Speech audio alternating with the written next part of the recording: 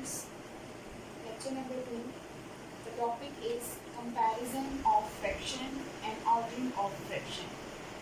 The first topic is comparison of fraction. सबसे पहले मैं आपको कंपैरिजन का मीनिंग बता दूं कि कंपैरिजन क्या होता है। किसी भी दो चीज़ों को कंपेयर करना, और यहाँ पर मैथ्स की बात हो रही है तो दो फ्रैक्शंस की बात हो रही है, दो फ्रैक्शंस को आपस में कंपेयर करना। अच्छा, कंपैरिजन जो होता है वो क्या होता है, आपके पास या तो चीज़ क्या होगी ग्रेटर देन, ये कौन सा साइन है ग्रेटर देन, या फिर चीज़ क्या होगी लेस देन, या फिर क्या होगी इक्वल होगी। ये किस चीज़ का साइन है, ग्रेटर देन का। ये कौन सा साइन है, स्मॉलर। ये कौन सा साइन है, इक्वल। आपके पास एक एग्जांपल है कि अगर मैं आपको ये बोलूँ कि इन दो मार्कर्स को आपस में कंपेयर किया जाए, इन दोनों का कंपैरिजन किया जाए, कि इनका कंपैरिजन कैसे होगा। हाइट से आपको इसको कंपेयर करेंगे तो ये क्या हो जाएगा कि ये मार्कर जो है, ये हाइलाइटर जो है इस मार्कर से क्या है, इक्वल है, नो। ये क्या है, स्मॉलर है। कौन सा साइन लगेगा, ये वाला साइन लगेगा। ये हाइलाइटर इस मार्कर से क्या हो जाएगा, स्मॉलर। क्या हो जाएगा, स्मॉलर। और अगर मैं इस मार्कर का इस हाइलाइटर के साथ कंपैरिजन करूं तो ये मार्कर क्या हो गया, इस हाइलाइटर से ग्रेटर देन। ये क्या हो गया, ग्रेटर हो गया। लेकिन जब इक्वल की बात आ जाती है, इक्वालिटी की, तो मेरे पास दो मार्कर ऐसे हैं जो क्या है, अब ये कौन से मार्कर हैं, ये स्मॉलर है। हाइट देखें आप इनकी सेम है, शेप देखें सेम है, कलर देखें क्या है, सेम है। तो ये ग्रेटर देन होंगे, साइन ये यूज़ होगा, नो। ये साइन यूज़ होगा, नो। तो कौन सा साइन यूज़ हो रहा है, इक्वल का। Both markers are equal. तो ये कौन से मार्कर हो गए हैं, इक्वल हो गए हैं। तो आपके पास ये साइन कौन सा होता है, ग्रेटर का। ये कौन सा साइन होता है, स्मॉलर का। और ये क्या होता है, इक्वल का। कंपैरिजन का मतलब पता चल गया स्टूडेंट्स, कि दो चीज़ों को, दो फ्रैक्शन को, दो डिजिट्स को आप लोग आपस में क्या करते हैं, कंपेयर कर रहे होते हैं, कंपैरिजन कर रहे होते हैं विद these signs। स्टूडेंट्स, आपके पास क्या है question, comparison of a like fraction. Like का क्या मतलब होता है, लाइक फ्रैक्शन वो होते हैं जिनकी डिनोमिनेटर्स क्या होते हैं, सेम होती हैं। ये मैंने लास्ट लेक्चर में आपको डिफाइन किया है लाइक एंड अनलाइक फ्रैक्शन को। जिनके डिनोमिनेटर्स सेम होते हैं वो लाइक फ्रैक्शन होते हैं। यहाँ पे आपके पास 4 क्वेश्चंस हैं और अब आपने इनको क्या करना है, कंपेयर करना है कि ये इसमें कौन कैसे कंपैरिजन होंगे, कौन सी वैल्यू ग्रेटर है, कौन सी इक्वल है, कौन सी स्मॉलर है। तो आपके पास लाइक फ्रैक्शन क्या है, जिनके डिनोमिनेटर्स क्या है, सेम है। जब आपके पास डिनोमिनेटर्स सेम होते हैं तो आप न्यूमरेटर को देख के जज करते हैं कि कौन सी फ्रैक्शन जो है वो स्मॉलर है, ग्रेटर है या फिर इक्वल है। जब आपके पास क्या है, डिनोमिनेटर सेम है और आपके पास क्या है, न्यूमरेटर्स क्या हैं, अब आपने चेक करने हैं। ये क्या है आपके पास, न्यूमरेटर, और अब आपने न्यूमरेटर्स को देखना है तो क्या है, 9 बड़ा है या फिर 2 बड़ा है। Yes, 9 is greater. तो फिर क्या हो जाएगा, ये फ्रैक्शन क्या है आपके पास, ग्रेटर, और ये फ्रैक्शन क्या है आपके पास, स्मॉलर। आपके पास कौन सा साइन यूज हो रहा है यहाँ पर, स्मॉलर देन का। ओके, अब आपके पास क्वेश्चन नंबर 2 है। आपके पास फर्स्ट फ्रैक्शन क्या है, 4/3 एंड 2/3। तो अब आपके पास क्या है, यहाँ पे डिनोमिनेटर्स क्या हैं, सेम है। तो अब आपने किसको चेक करना है, ऊपर न्यूमरेटर्स को। और आपके पास 4 बड़ा है या फिर 2। Yes, 2 is greater than 4 is greater than 2। तो आपके पास कौन सा साइन आएगा, ग्रेटर देन का। यहाँ पर आपके पास क्या है, न्यूमरेटर्स क्या है, डिनोमिनेटर्स क्या हैं, सेम है। तो आपके पास यहाँ पे न्यूमरेटर्स क्या है, वो भी सेम है। तो यहाँ पर भी 1/2 है और यहाँ पे भी 1/2 है। तो यहाँ पर कौन सा साइन यूज होगा, यस, इक्वलिटी का। तो आपके पास बोथ फ्रैक्शंस आर इक्वल। यहाँ पर आपके पास क्या है, ये लाइक फ्रैक्शन है। और ये लाइक फ्रैक्शन कैसे स्टूडेंट्स, टेल मी। यस, क्योंकि इनके डिनोमिनेटर्स क्या हैं, सेम है। जब डिनोमिनेटर सेम होते हैं तो जब हम दो फ्रैक्शंस को आपस में कंपेयर करते हैं तो हम उनके न्यूमरेटर्स चेक करते हैं। न्यूमरेटर्स कैसे चेक करते हैं, यहाँ पे न्यूमरेटर क्या है, 6, और यहाँ पे न्यूमरेटर क्या है, 5। तो which is greater, yes, 6 is greater than 5। तो अब आप कौन सा साइन यूज़ होगा, ग्रेटर देन का।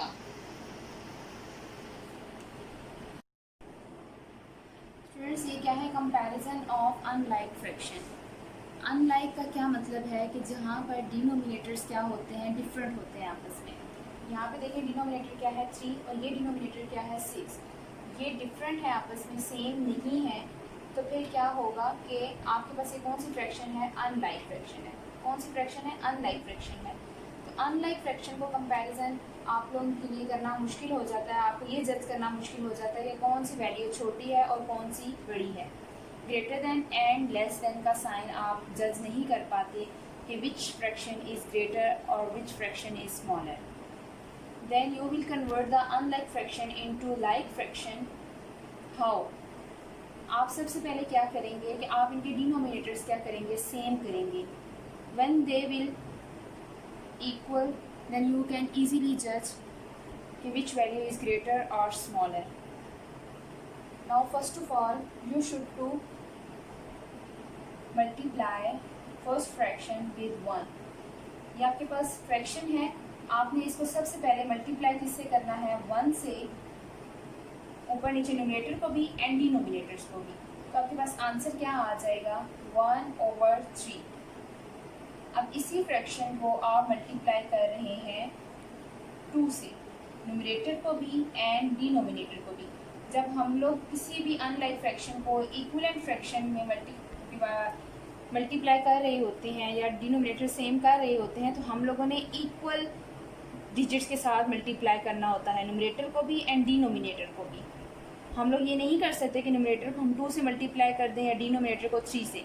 जब हम लोग इक्विवेलेंट फ्रैक्शन यूज़ कर रहे होते हैं तो उसका यही मतलब होता है कि आप उसको सेम डिजिट के साथ मल्टीप्लाई करेंगे, न्यूमरेटर को भी और डिनोमिनेटर को भी। यहाँ पे मैंने 1 से मल्टीप्लाई किया है, बोथ न्यूमरेटर को भी एंड डिनोमिनेटर को भी। यहाँ से हमने क्या किया है, 2 को मल्टीप्लाई किया है, न्यूमरेटर को भी एंड डिनोमिनेटर को भी। तो आंसर क्या आ जाता है, 2/6। Understand students. अब आपके पास क्या आ गया है, यहाँ पर डिनोमिनेटर क्या आ गया है, इस डिनोमिनेटर के इक्वल आ गया है, इक्वल आ गया है। ये क्या है आपके पास फ्रैक्शन 2/6। अब आपने क्या किया है, अब आपने ये जज करना है कि विच फ्रैक्शन इज़ ग्रेटर और स्मॉलर, कि आपके पास कौन सी फ्रैक्शन है वो ग्रेटर है या स्मॉलर है।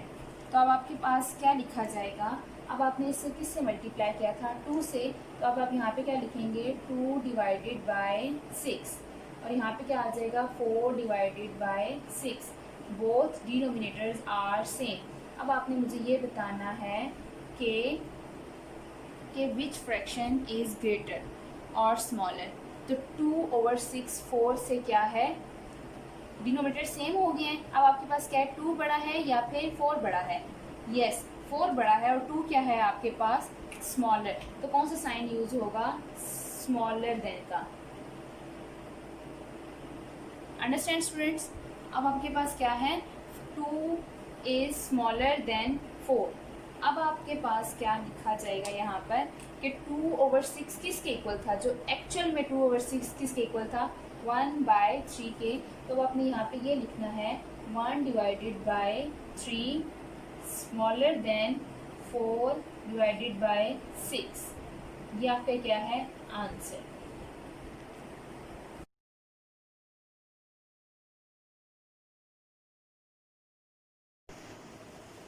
स्टूडेंट्स आपके पास नेक्स्ट एग्जांपल है, आपके पास ये भी क्या है, अनलाइक फ्रैक्शन है, because both denominators are different with each other.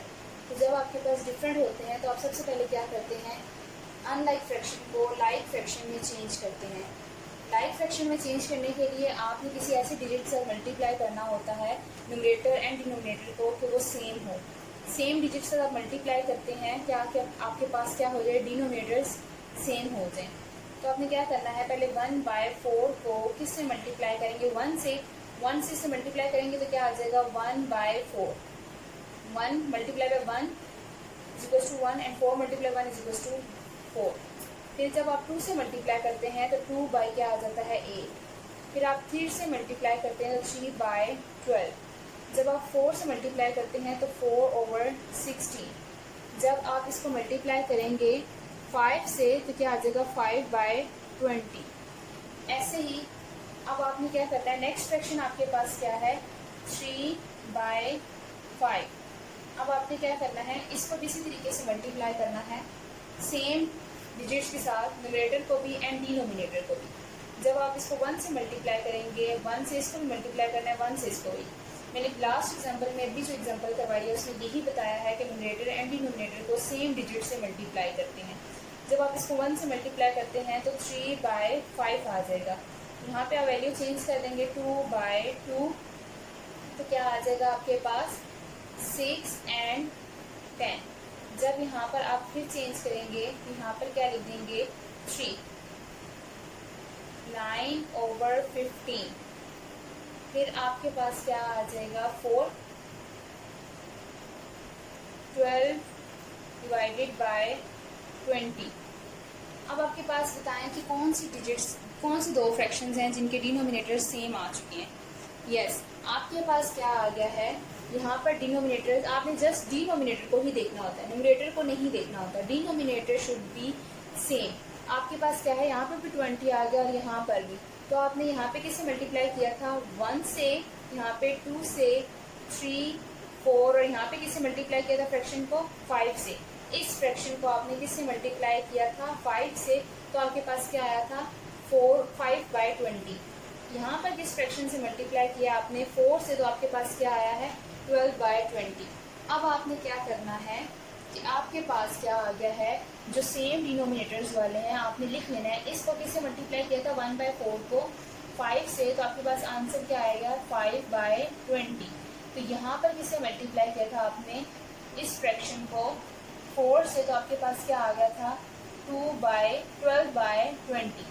अब आपके पास डिनोमिनेटर्स क्या आगे हैं, बोथ डिनोमिनेटर्स आर सेम।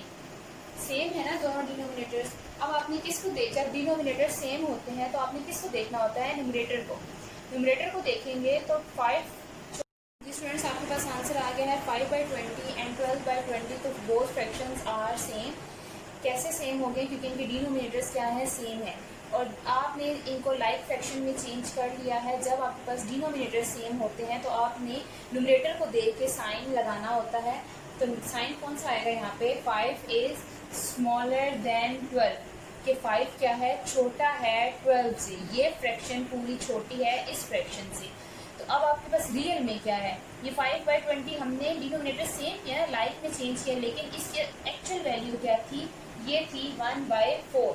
तो आपने 5/20 की जगह क्या लिखना है यहाँ पर 1/4, क्योंकि एक्चुअल में क्वेश्चन तो ये था, ये तो हमने इतना रफ वर्क किया है सिर्फ ये जज करने के लिए कि कौन सा साइन यूज होगा। हमने इसको लाइक फ्रैक्शन में चेंज किया है। तो 1/4 और ये क्या है 3/5। तो आपके पास कौन सा साइन यूज हो रहा है यहाँ पर, ये फ्रैक्शन यहाँ पे देखने में आपको लग रहा है ये फ्रैक्शन छोटी है या ये छोटी है, आपको ऐसे नहीं पता चल रहा। हमने इसके पहले डिनोमिनेटर सेम किए हैं ये जज करने के लिए कि हमारे पास कौन सा साइन यूज होगा। तो ये फ्रैक्शन क्या है स्मॉलर है किससे, इस फ्रैक्शन से। जी स्टूडेंट्स, अब आपके पास टॉपिक क्या है ordering of a like fraction. Ordering mean कि किसी चीज़ को ऑर्डर करना, इसको सीक्वेंस में लिखना, या तो छोटे से बड़े की तरफ या फिर बड़े से छोटे की तरफ, एक सीक्वेंस में चलना। लेट्स सपोज कि अगर आपके पास एक एग्जांपल है 1 3 9 6 5, तो आपके पास ये कोई ऑर्डर नहीं है, आपके पास ये कोई भी नहीं है कि ये 1 क्या है, 1 के बाद 3 कैसे आ गया या 9 कैसे आ गया।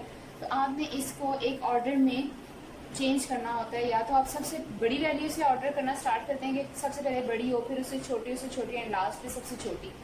या फिर आप ये करते हैं कि सबसे छोटी वैल्यू पहले लिखते हैं, फिर उससे बड़ी एंड लास्ट पे सबसे बड़ी वैल्यू लिख देते हैं, एक सीक्वेंस दे देते हैं वैल्यू को।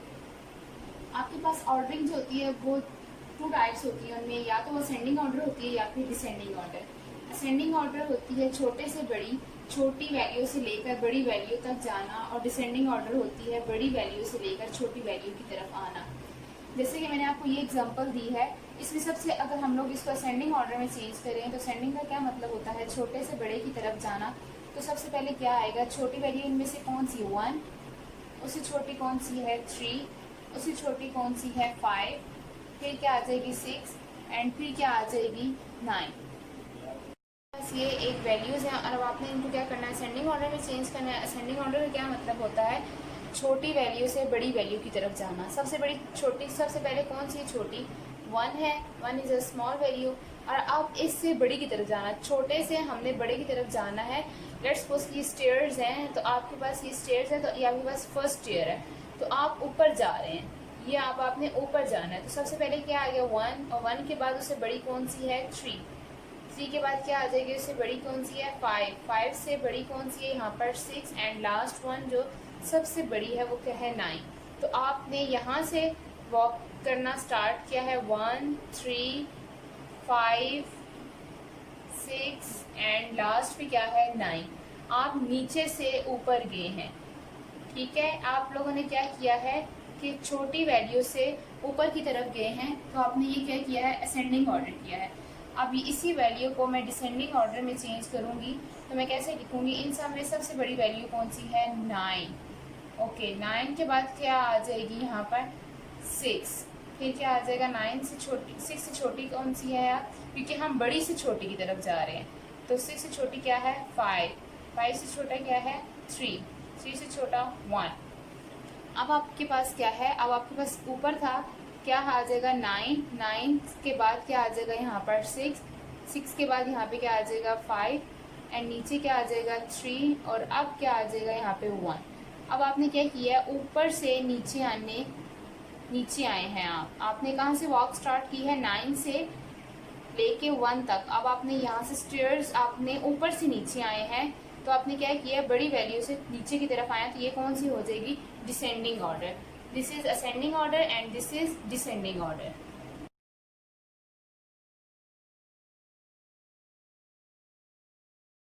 जी तो स्टूडेंट्स ये क्या है, ordering of unlike fraction. Unlike fraction means के denominators are not same, denominators क्या है डिफरेंट है आपस में। अब आपने इनको ऑर्डरिंग करना है इन असेंडिंग ऑर्डर एंड और in descending order. Ascending order का क्या मतलब होता है कि छोटी वैल्यू से बड़ी वैल्यू की तरफ जाना। सबसे पहले आप छोटी वैल्यू लिखेंगे, फिर उससे बड़ी एंड लास्ट पे सबसे बड़ी। लेकिन आपके पास जब डिनोमिनेटर सेम नहीं होते, डिफरेंट होते हैं, तो फिर आप लोग नहीं जज कर पाते कि कौन सी वैल्यू सबसे छोटी है और कौन सी वैल्यू जो है वो सबसे बड़ी है। तो अब आप क्या करते होते हैं, जब आप लोगों को मैंने बताया है कि जब लाइक को अनलाइक को लाइक में चेंज करना होता है, तो सबसे पहले आपको डिनोमिनेटर सेम करने पड़ते हैं। डिनोमिनेटर सेम करने के लिए हम लोग क्या करते हैं, इक्विवेलेंट फ्रैक्शन करते हैं, और उसके लिए क्या करते होते हैं, सेम डिजिट्स के साथ न्यूमरेटर एंड डिनोमिनेटर को मल्टीप्लाई करते हैं, ऐसे नंबर के साथ मल्टीप्लाई करते हैं कि जिससे आपके पास डिनोमिनेटर सेम आ जाए। तो सबसे पहले आप ये वैल्यू लेते हैं, फर्स्ट फ्रैक्शन लेते हैं 2 डिवाइडेड बाय 5। तो आपके पास क्या आ जाएगा कि आप 2 को किससे मल्टीप्लाई करेंगे 6 से, एंड 5 मल्टीप्लाई बाय 6 होगा, तो आपके पास आंसर क्या आ जाएगा 12 बाय 30। ओके, अब आपके पास क्या है, नेक्स्ट फ्रैक्शन क्या है आपके पास 4 बाय 6 इज इक्वल टू, आपने 4 को किससे मल्टीप्लाई किया है 5 के साथ, and 6 multiply by 5, numerator and denominator को सेम डिजिट के साथ मल्टीप्लाई किया, तो आपके पास क्या आ गया 20 divided by 30। Got it students. अब आप लोगों ने न्यूमरेटर को नहीं देखना, numerators are different but denominator should be same. Denominator बेशक आपके पास डिफरेंट आ जाएं, लेकिन डिनोमिनेटर्स आपके पास क्या आने चाहिए, सेम आने चाहिए इन लाइक फ्रैक्शन।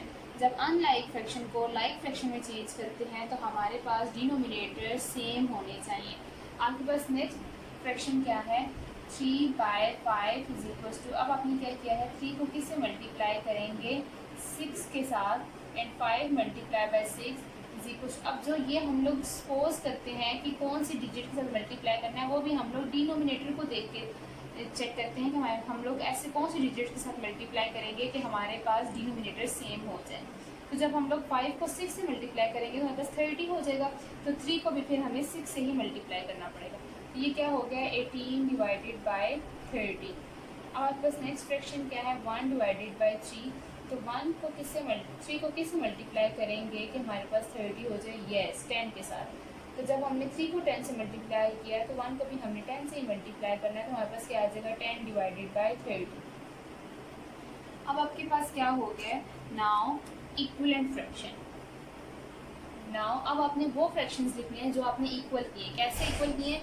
ये भी आपके पास 30 हो गया है, ये भी आपके पास 30 हो गया है, ये भी आपके पास 30 हो गया है, और ये भी आपके पास क्या हो गया है, 30 हो गया है। तो अब आपने क्या करना है, नाउ अब आपके पास क्या है, नाउ इक्वलेंट फ्रैक्शंस आर, जो आपने इक्वल किए हैं। इक्वल कैसे किए हैं? डिनोमिनेटर्स जो आपने सेम किए हैं, अब आपने वो लिखना है। फर्स्ट फ्रैक्शन का आपने क्या लिखा था, 12/30। सेकेंड क्या था आपके पास, 20/30। Third one is 18/30 and 10/30। अब आपके पास क्या आ गया था कि आपने ये क्या लिखा है कि आपने इक्विवेलेंट फ्रैक्शंस लिखनी है, और आप अरेंज किस में कर रहे हैं, असेंडिंग ऑर्डर में। कौन सी लिख रहे हैं, असेंडिंग ऑर्डर। असेंडिंग ऑर्डर है ना आपके पास, आपने इनको अरेंज असेंडिंग ऑर्डर में करना है। तो अब आपने इनको लिख लिया है, तो अब आपने क्या करना है, इनको अब आपने सीक्वेंस देना है इन असेंडिंग ऑर्डर। तो अब आपके पास ये चेक करना है आपके अपने कि इसमें से सबसे छोटी कौन सी है। तो सबसे छोटी कौन सी बनती है, दिस वन इज़ 1। अब इससे बड़ी कौन सी है, 2, और फिर क्या आ जाएगी 3, एंड ये क्या आ जाएगा 4। हमने छोटे से बड़ी की तरफ जाना है ना। तब आपने क्या लिखा है, 1 क्या लिखना है आपने, 10/30। अब आपके पास सेकंड पे क्या था, 12/30। Third one is 18/30 and fourth one is 20/30। Arrange किस में किया आपने, असेंडिंग ऑर्डर में। तो आप कौन सा साइन लगाएंगे, 10 is less than 12, 12 is less than 18 and 18 is less than 20। तो आपके पास ये क्या अरेंज हो गया है, इन असेंडिंग ऑर्डर। अब आपके पास क्या है, इन डिसेंडिंग ऑर्डर। अब आपने क्या करना है, अब हमने क्या करना है, ऑन कंपेयरिंग वी गेट। अब हम लोगों ने क्या करना है, कंपेयर करना है कि 10/30 किसकी वैल्यू थी। 10/30 किसकी वैल्यू थी, 1/3। जो रियल आपके पास क्वेश्चन है, ऊपर देखें आपके पास क्वेश्चन कौन सा है, कि आपके पास ये क्वेश्चन है। अब आपके पास रियल क्वेश्चन क्या था, आपने उसकी वैल्यू आपने डिफाइन की। देखिए स्टूडेंट्स, अब आपने क्या करना है कि 10/30 किसकी वैल्यू थी, 1/3 की। आपने इक्विवेलेंट किसको किया था, 1/3 को मल्टीप्लाई आपने 10 किया, तो आपके पास ये वैल्यू आई है ना। अब आप लोगों ने रियल लिखनी है वैल्यूज़, जो कि एक्चुअल में क्वेश्चन जो था आपका वो आपने अब डिफाइन करना है। तो आपके पास ये वैल्यूज़ हैं। अब आपने जो कंपेयर किए हैं उनकी रियल वैल्यू जो थी, रियल फ्रैक्शन जो थी, वो आपने यहाँ पे कंपेयर करना है। Now you will write here 10/30 किसके इक्वल था, 1/3 के, एंड 12/30 किसके इक्वल है, 2/5, और 18/30 किसके इक्वल है, 3/5, और 20/30 किसके इक्वल है, 4/6। ये आप लोगों ने ये जो इक्विवेलेंट किया है, ये आपने अपनी आसानी के लिए किया है इक्वल, ताकि आप लोग इजीली इसको कंपेयर कर सकें, कि आप लोग इसको क्या कर लें कि असेंडिंग और डिसेंडिंग ऑर्डर में आप लोग लिख लें, कि आपको पता चल जाए कौन सी वैल्यू छोटी है कौन सी बड़ी है। आपने इस सारी फ्रैक्शन को चेंज किया था, इक्विवेलेंट इसलिए किया था कि आप इनको इजीली डिफाइन कर सके। लेकिन एक्चुअल में ये क्वेश्चन जो था आपने वो ये था, और आपने अब वही वैल्यूज़ लिखनी है जो आपके पास क्वेश्चन में गिवन है, जिनको आपने इक्वल करके इक्विवेलेंट फ्रैक्शन यूज़ करके आपने ये वैल्यूज़ लिखी हैं। अब आपके पास साइन जो है असेंडिंग ऑर्डर में यही साइन आएंगे। That is your answer. Now your question is complete in ascending order. Friends, ये क्या है, डिसेंडिंग ऑर्डर है, और आपने वैल्यूज़ लिखनी है। और डिसेंडिंग ऑर्डर का क्या मतलब होता है कि बड़ी वैल्यू से छोटी वैल्यू की तरफ आना। तो सबसे पहले मैंने नंबरिंग कर दी है, आपके पास बड़ी वैल्यू ये है, फिर उससे छोटी ये है, उससे छोटी ये है, एंड लास्ट में जो सबसे छोटी है वो ये वैल्यू है। अब आप लोगों ने क्या करना है कि आपने इसको अरेंज करना है 20/30 जो आपने नंबरिंग की हुई है। सेकेंड पे आपने क्या लिखा है, 18/30, और फिर आपके पास थर्ड पे क्या आ जाती है, 12/30, एंड लास्ट पे क्या आ जाएगी, 10/30। अब आपने बीच में साइन इंसर्ट करने हैं, तो वो कैसे करने हैं, एक होता है लेस देन का साइन और एक होता है ग्रेटर देन का। एंड आपके पास डिनोमिनेटर्स जब सेम है तो आपने इससे जस्ट न्यूमरेटर को देख के आपने साइन इंसर्ट करने हैं। 20 is greater than 18, 18 is greater than 12, and 12 is greater than 10। अब आपने क्या करना है कि आपके पास ये वो वैल्यूज़ हैं जो आप लोगों ने खुद इक्विवेलेंट फ्रैक्शन से लाई हैं। आप लोगों ने इनके डिनोमिनेटर्स खुद सेम किए हैं, लेकिन अब आपने क्या करना है कि जो क्वेश्चन है आपके पास रियल में, अब आपने क्या करना है, ऑन कंपेयरिंग कंपेयरिंग करनी है अब आपने उन क्वेश्चंस की जो आपके पास रियल में वैल्यूज़ आपको क्वेश्चन में गिवन था। 20/30 किसकी वैल्यू है? 4/6 की। और आपके पास 18/, किसकी वैल्यू है? 3/5। और 12/30 किसकी वैल्यू है? 2/5। एंड 10 और किसकी वैल्यू 10/30 1/3। अब आपके पास क्या है, साइन वही आएंगे जो आपने ऑलरेडी ऊपर दिए हुए हैं। तो ये 4 is greater than this fraction is greater than this fraction and this fraction is greater than this fraction. आपके पास ये क्या आ गया है आंसर। होप्स हो कि आपको ये समझ आ गई होगी ascending and descending order of unlike fraction.